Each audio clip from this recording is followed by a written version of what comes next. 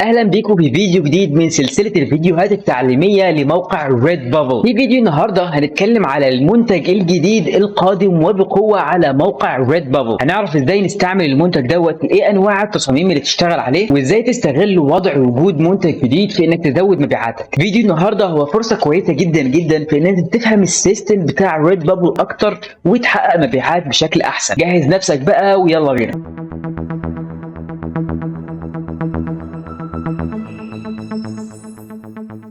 السلام عليكم ورحمة الله. أنا اسمي إبراهيم ظاهر، ولو دي أول مرة ليك هنا في القناة فأنا بعمل فيديوهات عن الأونلاين بيزنس وإزاي تعمل فلوس على الإنترنت، وبالأخص البرنت أون ديماند أو الطباعة عند الطلب.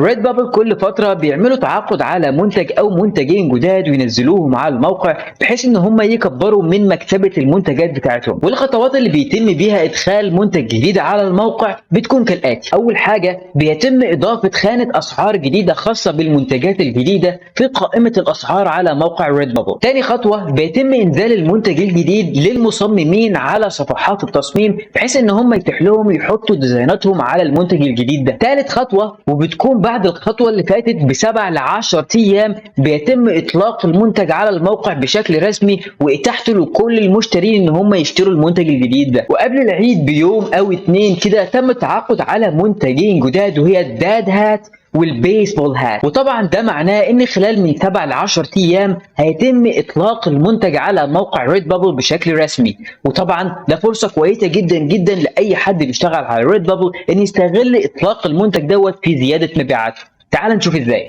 طبعا من المنطقي جدا سواء في اي بيزنس على الانترنت او حتى بيزنس موجود في الحقيقه، فاي اطلاق لمنتج جديد او افتتاح لشوب جديد بيبقى فيه ديسكاونتس او بيبقى فيه عروض او بيبقى فيه خطه ماركتنج كبيره جدا بتبقى موجوده على الموقع او البيزنس ده بحيث ان هم يضمنوا اكبر قوه شرائيه في اول فتره من اطلاق المنتج. وطبعا شركه زي ريد بابل مش هيفوت عليها خطوه مهمه زي دي. اول حاجه هتلاقي فيه صور كتيره للمنتج طالعه في الهوم بيج او في الصفحه الرئيسيه لموقع ريد بابل، زي ما انت شايف هنا كده بالظبط. في اعلانات او في صور لمنتجات هم عايزين يبيعوها او عاملين لها لانش، هتلاقيها ظهرت في الهيدر في المنتجات اللي معمولها سجست ان انت تشتريها، او حتى في الفيتشر تو برودكت ان انت لو عامل ديزاينات كويسه وهم شافوا ديزاينات كويسه على المنتج دوت بيبتدوا يعملوا لها فيتشرز على الهوم بيج بحيث الناس تشتريها. ودي اول خطوه. تاني حاجه لازم تاخد بالك منها وهي الايميل ماركتنج. هيبتدوا يبعتوا لكل الكاستمرز بتوعهم او الزباين بتاعتهم ان في منتج جديد جدا نازل على الموقع وان لازم تشتريه لان عليه اوفرز كويسه او عليه ديزاينات كويسه او ممكن تستفيد منه ازاي. بالتالي هتلاقي في ناس كتير جدا جدا بدات تدخل على الموقع مره تانيه وتشوف الديزاينات بتاعت الناس اللي محطوطه على المنتج الجديد ده. بالتالي هتبقى فرصه كويسه جدا جدا ان اي حد يخش يلاقي ديزايناتك موجوده على المنتج دوت، فبالتالي يبقى فرصتك احسن في ان انت تبيع على المنتج ده. ثالث حاجه لازم تاخد بالك منها وهي البحث على المنتج. يعني ايه البحث على المنتج؟ يعني لو واحد دخل على جوجل وقام عامل سيرش على مثلا داد هات مثلا او بيسبول داد هات، بالتالي الريد بابل هيقوم مشغل الاس اي او بتاعه وطالع في الريزلتات الاولانيه الداد هات او البيسبول هات هتبقى موجوده في الصفحات الاولانيه من جوجل سيرشز. بالتالي هيبقى فرصتك احسن انك تبيع عليه لو انت حاطط ديزايناتك على المنتجات ديت اللي موجوده على ريد بابل. رابع حاجه بقى واللي لازم نستغلها وهي السوشيال ميديا ماركتنج. طبعا زي ما احنا اتكلمنا قبل كده في سلسله حلقات ريد بابل ان ريد بابل بيعمل سوشيال ميديا ماركتنج كبيره جدا.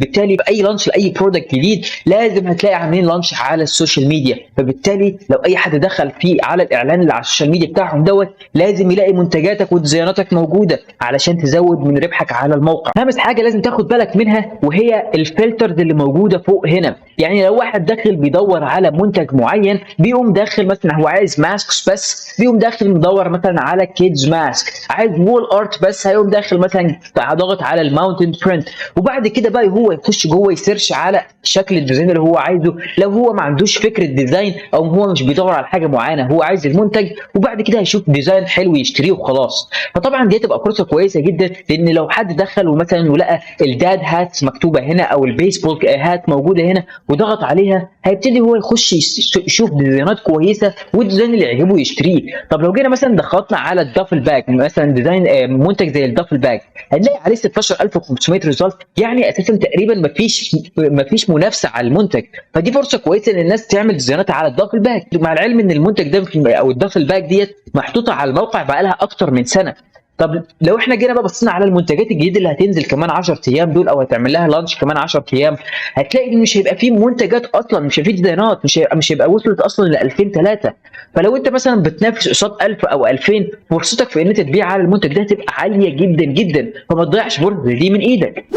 طيب بعد ما اتكلمنا عن أهمية العمل على المنتجات الجديدة وازاي نستغل الوضع في زيادة مبيعاتنا، وإيه أساسا اللي بيخلي الوضع ده فرصة كويسة في إن إحنا نزود مبيعاتنا، تعالى بقى نتكلم عن الخطوات العملية في التطبيق على المنتجات الجديدة. لو جينا بصينا بقى على التطبيق العملي لواحد من التصاميم اللي رفعتها على الموقع، هنيجي نرفع تصميم زي دوت ونفتح على طول الكابس او بتاعت المنتج الجديد، يعني هتلاقي مكتوب هنا كامينج سون، يعني كمان ان شاء الله خلال اسبوع و10 ايام هتلاقيها متاحه للبيع.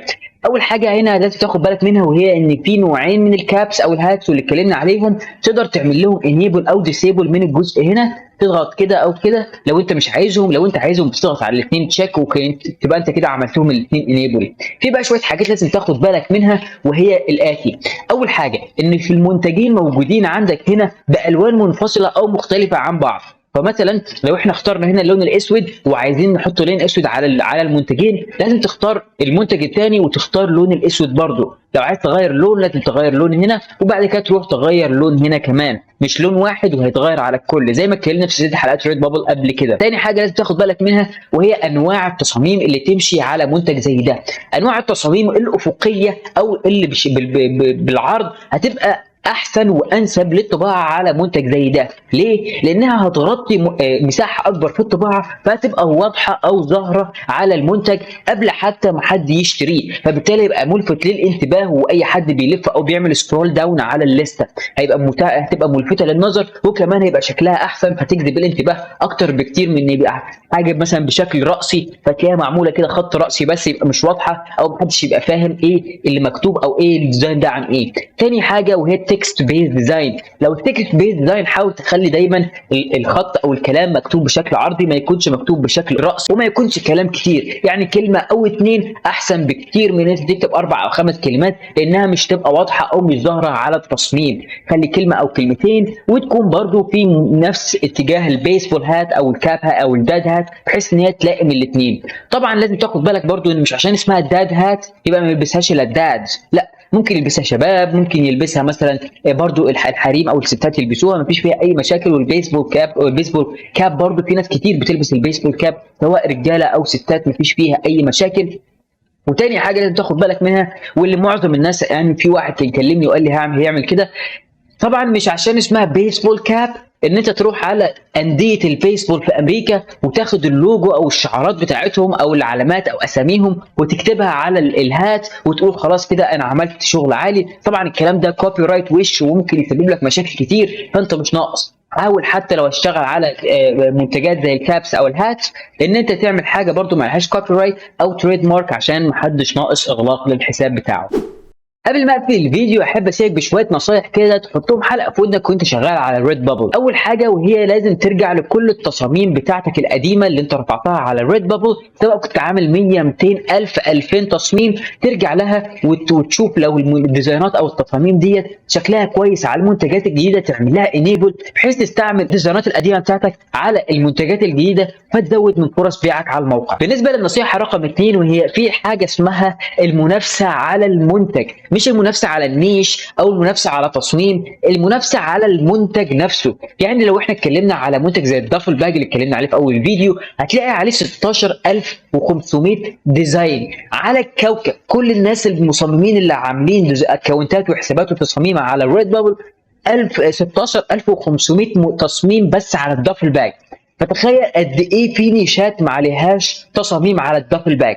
طبعا هيبقى في منتج جديد نازل برضه مش هيبقى عليه منافسه كتيره، فحاول ان انت تستغل المنتجات اللي ما عليهاش منافسه كتيره في ان انت تحط تصاميم وافكار جديده بحيث تزود من مبيعاتك، تنافس في منافسه قليله سواء كان على المنتج او حتى كان على النيش او التصميم. فرصه كويسه جدا ان انت تزود مبيعات. ثالث حاجه يا اخي الكريم، في فتره اللانش بتاعت اي منتج بيبقى في زيارات كتيره بتيجي على الموقع، مش بس على المنتج دوت بل بالعكس على المنتجات الثانيه اللي عليها اوفرز. حاول تاخد بالك من الموضوع ده في ان انت تستثمر وقتك ومجهودك في ان انت تظهر ديزاينات بشكل احسن على منتجات بشكل احسن، بحيث ان انت تزود من مبيعاتك ككل، مش بس على المنتجات الجديده بل كمان على المنتجات القديمه. وبكده خلصت حلقه النهارده. لو استفدت حاجه من الفيديو النهارده ولو بجزء بسيط بس، ما تنساش تعمل لايك على الفيديو وتشترك في القناه وتفعل الجرس، لان ده فعلا بيدعمني اكمل شرح. اما لو عندك اي سؤال في الحلقات اللي فاتت او في حلقه النهارده او حتى الحلقات اللي جايه، تقدر تكتبها لي تحت في الكومنت او تتواصل معايا على السوشيال ميديا، فيسبوك، انستجرام او تويتر، وانا ان شاء الله هرد عليك واساعدك بكل اللي اقدر عليه. اتمنى لكم كل التوفيق واشوفكم على خير.